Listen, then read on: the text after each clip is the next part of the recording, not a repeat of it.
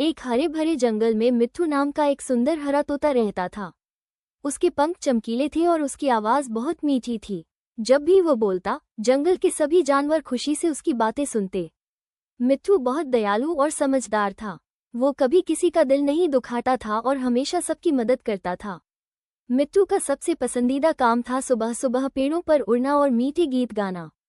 उसकी आवाज सुनकर जंगल में रहने वाले खरगोश, गिलहरी, हिरन और चिड़ियां खुश हो जाती थीं। जंगल के बीचों बीच एक बड़ा बरगद का पेड़ था, जहां मिट्ठू अपने परिवार के साथ रहता था।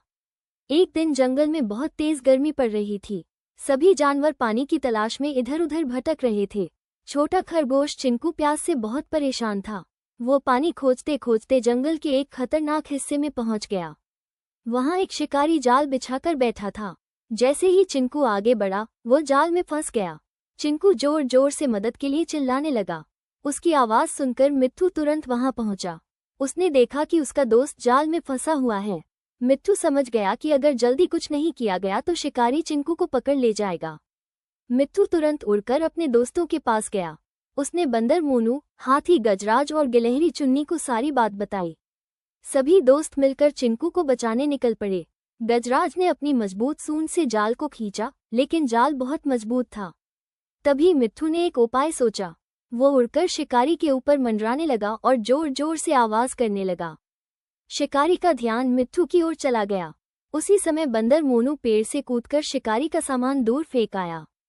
शिकारी घबरा गया और अपना सामान बचाने के लिए भागा। तभी गजराज ने पूरी ताकत लगाकर जाल तोड़ दिया।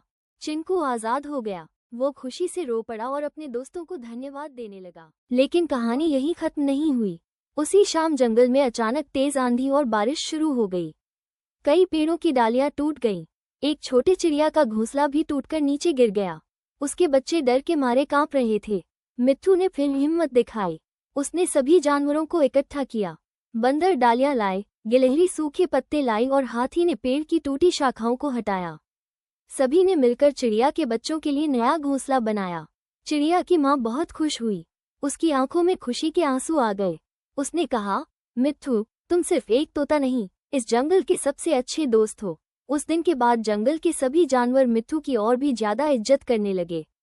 जब भी किसी पर मुसीबत आती, सभी कहते, चिंता मत करो, मिट्ठू हमारे साथ है। धीरे धीरे मिट्ठू पूरे जंगल का सबसे प्यारा और बहादुर तोता बन गया। उसकी दोस्ती और अच्छाई की कहानियां दूर दूर तक फैल गईं। सीख: सच्चा दोस्त वही होता है जो मुसीबत में साथ दे और दूसरों की मदद करने से कभी पीछे न हटे। 1-1